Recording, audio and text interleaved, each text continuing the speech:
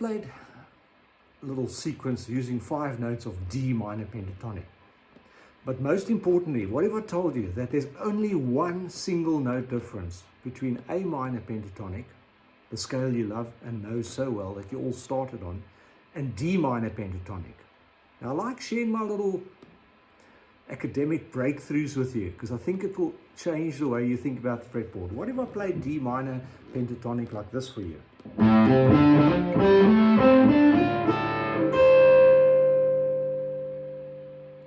If you are observant, you notice there was only one note different from A minor pentatonic. Okay, A, C, D, E, G, A. C, D, E, G, A, C. A minor pentatonic in position 1. What if I do D minor pentatonic in the same position, starting at the 5th fret, but I'm going to start on the 5th interval. I'm starting of the D minor pentatonic. I'm starting on the A, because you know that A, D to A, it's the 5th interval. So A is the 5th interval in the D minor pentatonic scale. Now look at this. A, C, D, which is my root. C is my flat 7th in D minor pentatonic. D is the root. F is the minor 3rd. G is the 4th. And A is the 5th again.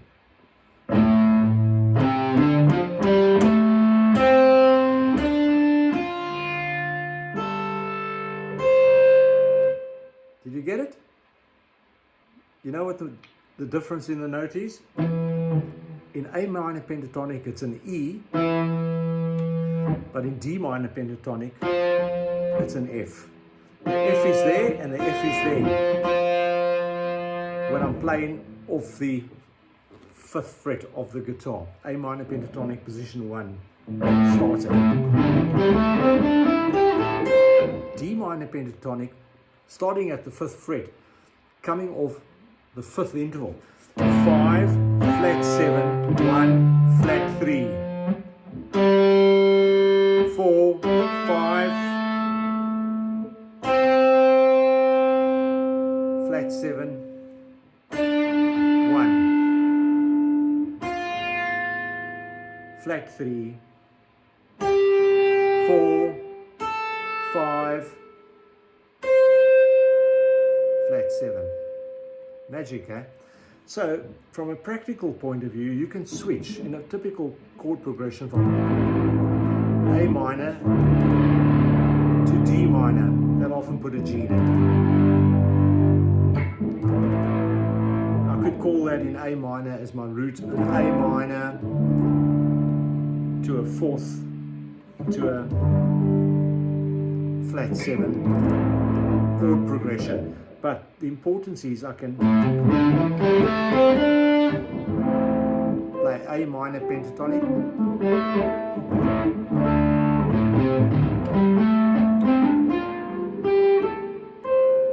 it's all laying there under my fingers.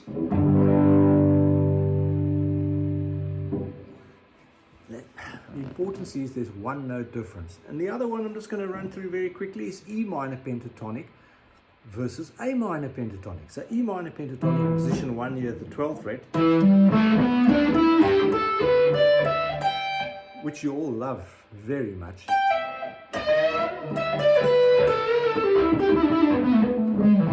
Just 2 notes per string at position 1. Then I play A minor pentatonic.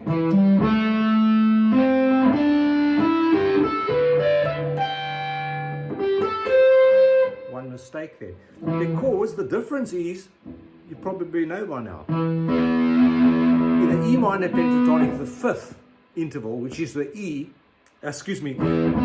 which is the B to E, in A minor pentatonic it becomes a C.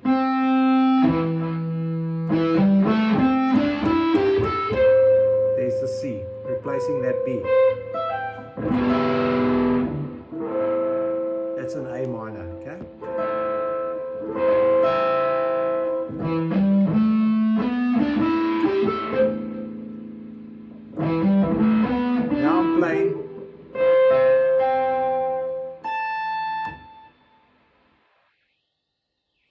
playing A minor, but in the same position as E minor. E minor, but when I play A minor, I use the C note.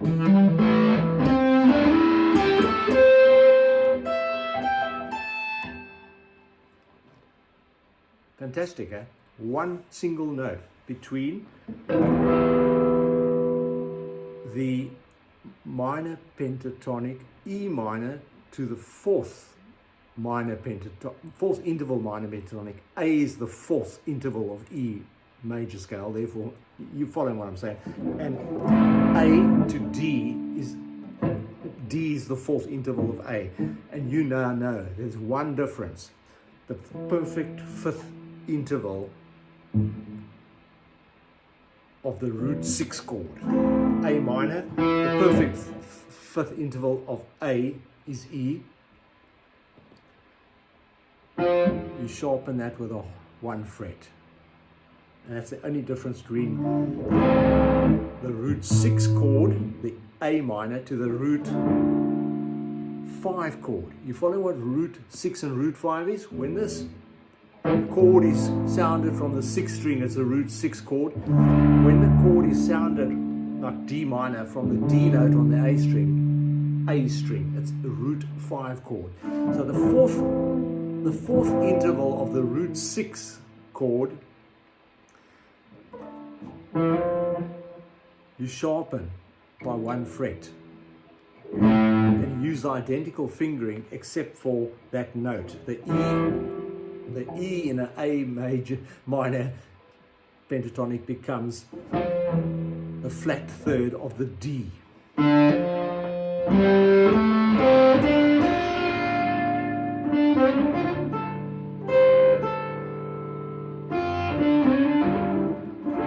You see that shape?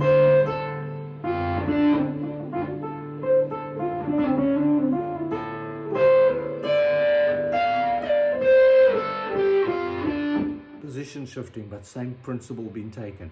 I hope you got that. There's E minor and A minor.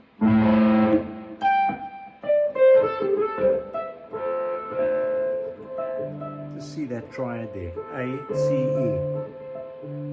A minor. And there's your A. When you want to play through. I hope that helps you connect the dots in an alternative way of thinking. It certainly has helped me personally. I've been listening to a fusion progression where the backing music is just solely over one chord, as it often is, because then it allows you to play modally as such. So the rhythm section is just playing D minor, and the guy goes absolutely nuts. Put me onto this lesson this morning. He goes absolutely nuts. He's using this principle of mine that I've come up with unilaterally myself, where I'm starting on the, when you go from the A string to an E string, because we all know the A and E strings notes. When you go from that D to the A, you know that you've moved up a fifth. But when you go from A to D, you know it's a fourth interval. Those are things you just need to know. And you know what a minor third interval looks like. So, I'm playing minor third.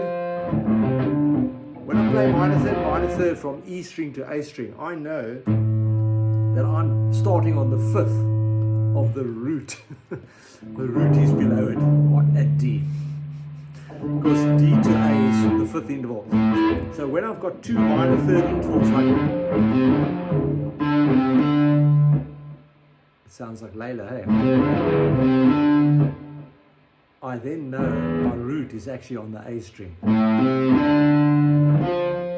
It's actually the D minor. Interesting. I hope you enjoy this stuff, because it will help you. Eric Clapton, he's playing out of D minor pentatonic. Whether he knew it or not. I'm not sure if he was academically trained. I don't think so. He probably knows it now, though. Great respect for Eric, of course.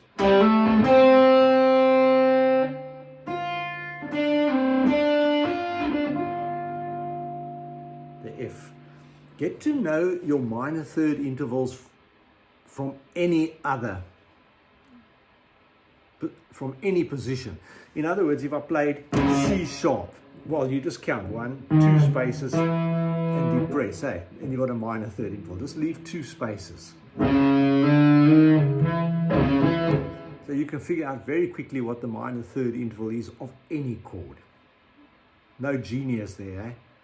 But yeah, if you don't think about it in these basic ways, and if you haven't had lessons, you can actually spend a lot of time. You could spend the rest of your life thinking about it. Because believe me, I'm 65 in a few weeks' time, and I never thought like this until a few weeks ago.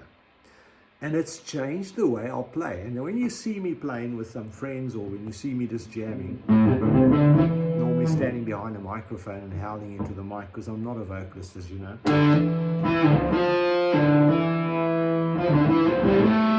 You're going to see me using these principles, but I'm not thinking consciously about it, but it's training my hand. My hand almost goes there.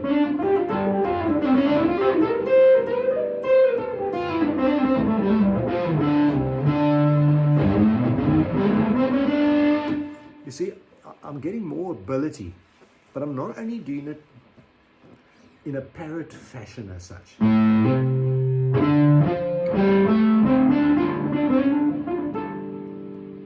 I understood it first, and this is, if you follow my channel and you see me sitting in this horizontal position, you know that I'm giving you a lesson. Or if I'm sitting in a leather chair with a bookshelf slightly behind me in my study upstairs on acoustic guitar, more than likely, you know that I'm giving you a lesson. Now, there's a lot of important information in these lessons. It's very amateurly presented in an amateur way to you, but I find that the simpler I explain it to you, the quicker you'll grasp it, regardless of your age. You know, you might be in your 70s or your 80s already, because I know a lot of my viewers are in an older age bracket, and I thank them. And I thank them for all their comments. Whether you're a guitarist or a flute player or a harmonica player, you can actually use this information, I do believe. And you all know by now that I had been playing guitar in excess of 40 years. In fact, it was something like 43 or 44 years before I even found out what A minor pentatonic meant. I'm going to be honest with you, even though I'm a very highly qualified person in my field, my vocational field, this is my hobby. Do you know, English was not my strength at school though, but I did very well in mathematics, geography, history, biology and science, things like that. But languages were not my strength. But what I will tell you, I'm not embarrassed to tell you that I did not know what the word pentatonic actually meant until the age of 56. And I took up guitar on an ongoing basis, minus 35 years of building my life up, at the age of 14. Next time you play Layla, you'll be thinking about it differently, eh?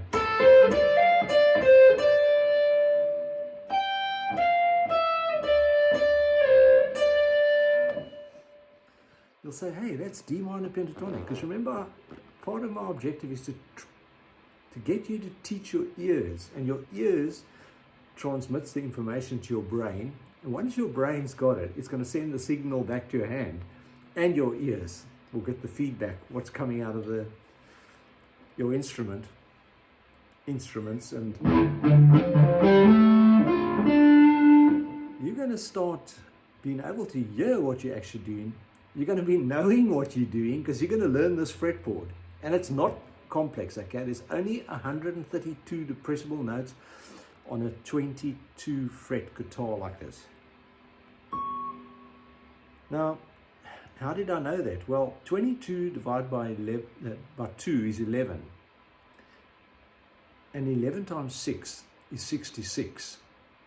And 66 and 66 is 132.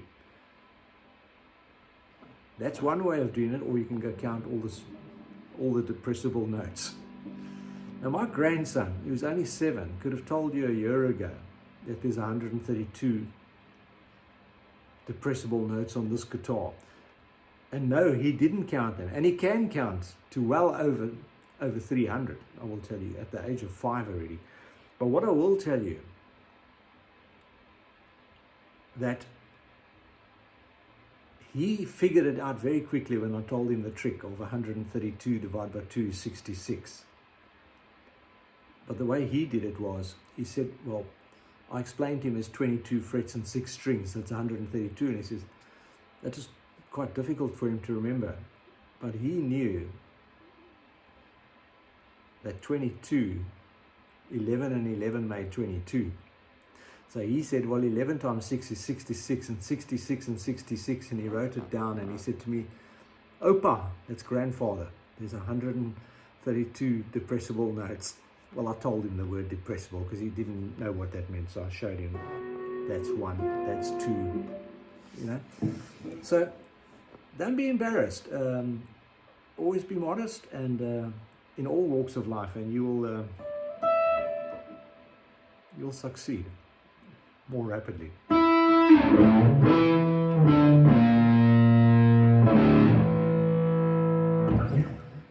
Keep at it. Keep watching my lessons. I'll give you some more clues to unlocking the Pandora's box of magic that this instrument can do for you. It's very rewarding to play this instrument. I'm sure you know that. That's why you're watching this. Thanks for viewing. I'm eyeing 1,000 subscribers in 2024. Okay, we passed the halfway mark. You'll be encouraged to hear. In fact, we're about 60% of the way. Not quite 60%. We're 55.6% of the way. You go figure. Thanks again for watching. Cheers.